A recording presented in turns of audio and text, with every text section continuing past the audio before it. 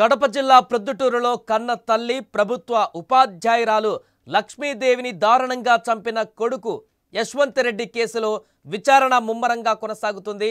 ఈ విచారణలో భాగంగా కొన్ని విస్తుపోయే నిజాలు బయటకు వస్తున్నాయి। పోలీసులు విచారించిన కొద్దీ ఎన్నో షాకింగ్ విషయాలు తాజాగా వెలుగులోకి వస్తున్నాయి।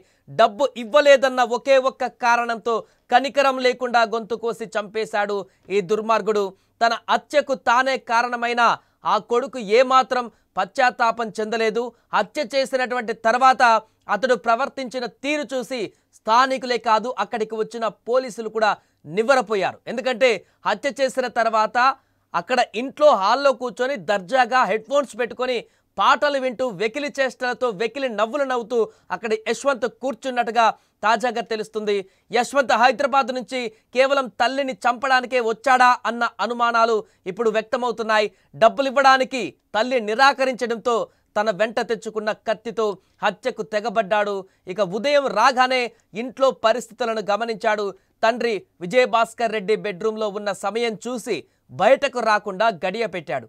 ఆ తర్వాతే కత్తితో తల్లి గొంతు కోసి చంపాడు। ఇదంతా చూస్తుంటే ఇది క్షణికావేశంలో చేసిన హత్యనా లేదా మానసిక స్థితి బాగోలేక చేసిన ఘోరమా లేక ప్లాన్డ్గా చేసినటువంటి హత్యనా అనే సందేహాలు ఇప్పుడు కలుగుతున్నాయి। కారణం ఏదైనా తల్లిని చంపిన తర్వాత యశ్వంత్ ప్రవర్తించినటువంటి తీరు ఇప్పుడు అందరికీ ఆశ్చర్యాన్ని కలిగిస్తోంది। తల్లిని దారుణంగా హత్య చేసిన తర్వాత మృతదేహాన్ని ఈడ్చుకు వెళ్ళి కాంపౌండ్లో పడేసినటువంటి యశ్వంత్ లోపలికి వచ్చి తాళం వేసుకున్నాడు। ఆ సమయంలో అతడు హెడ్ ఫోన్స్ పెట్టుకొని పాటలు వినడమే కాదు తన సెల్ ఫోన్లో వీడియో గేమ్స్ కూడా ఆడుతూ కనిపించాడు। కన్న తల్లిని చంపిన తర్వాత కూడా ఏమాత్రం పశ్చాత్తాపం కానీ లేకుంటే ఏదైనా బాధ కానీ ఏదీ లేదు। నవ్వుతూ సాధారణంగా వ్యవహరించిన అతడి క్రూరత్వం చూసి అక్కడికి వచ్చిన పోలీసులు సైతం విస్మయం వ్యక్తం చేశారు। మానసిక స్థితి సరిగా లేకపోవడం కూడా దీనికి ఒక కారణమై ఉండవచ్చు అనేటువంటి కోణంలో కూడా పోలీసులు విచారణ చేస్తున్నారు।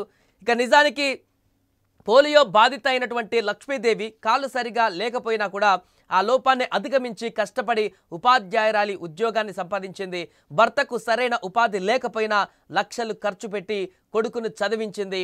అంత కష్టపడి పెంచితే తనను చంపుతాడని కలలో కూడా ఊహించలేదు ఆ లక్ష్మి।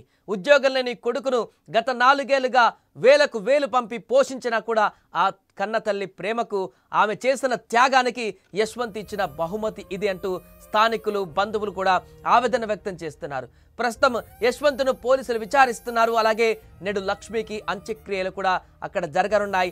ఇక లక్ష్మి మృతి చెందిన వార్త తెలిసిన తర్వాత నిన్న ఆమె తోటి ఉపాధ్యాయులు కానీ స్కూల్లో పనిచేసినటువంటి మిగతా టీచర్స్ అందరూ కూడా చాలా బాధతో కన్నీటి పర్యంతమవుతూ అక్కడ ఇంటికి చేరుకున్నటువంటి దృశ్యాలు కూడా కనిపించాయి। ఇక పోస్ట్ మార్టం తర్వాత ఈరోజు అంత్యక్రియల ప్రక్రియ కూడా కొనసాగనుంది। దీంతో లక్ష్మి హత్యకు సంబంధించి అక్కడ ఉన్నటువంటి స్థానికులందరూ కూడా ఆ కాలనీ వాసులందరూ కూడా ఒక్కసారిగా తీవ్ర భావోద్వేగానికి గురవుతున్నారు। యశ్వంత్ తీరు చూసి తీవ్ర భయాందోళనకు కూడా గురవుతున్నారు। కన్న తల్లిని ఇంత దుర్మార్గంగా చంపేటువంటి కొడుకు కూడా ఉంటాడా అనేటువంటి ఆందోళన వారికి వ్యక్తమవుతుంది। ఇలాంటి దుర్మార్గుడిని ఖచ్చితంగా కఠినంగా శిక్షించాలంటూ కూడా వారందరూ కూడా అక్కడ ముక్తఖండంతో ఖండిస్తున్నారు। ఈ ఘటనను వారందరూ కూడా డిమాండ్ చేస్తున్నారు పోలీసులని ఇలాంటి వ్యక్తిని ఖచ్చితంగా శిక్షించాలి।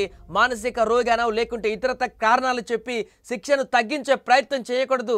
ఖచ్చితంగా ఇలాంటి దుర్మార్గుడు బ్రతకడానికి అర్హుడు కాడంటూ కూడా అక్కడ చాలా మంది ఆగ్రహావేశాలను వ్యక్తం చేస్తున్నారు। ఏదేమైనా కూడా ప్రభుత్వ ఉద్యోగిగా ఉండి ప్రభుత్వ టీచర్గా ఉండి 10 మందికి పాఠాలు చెప్తూ 10 మందిని రేపటి భావి పౌరులుగా తీర్చిదిద్దేటువంటి ఉన్నత వృత్తిలో ఉన్నటువంటి ఆ ఉపాధ్యాయురాలని అత్యంత దారుణంగా చంపినటువంటి యశ్వంత్కైతే కఠిన శిక్ష పడాలంటూ కూడా అందరూ డిమాండ్ చేస్తున్నారు।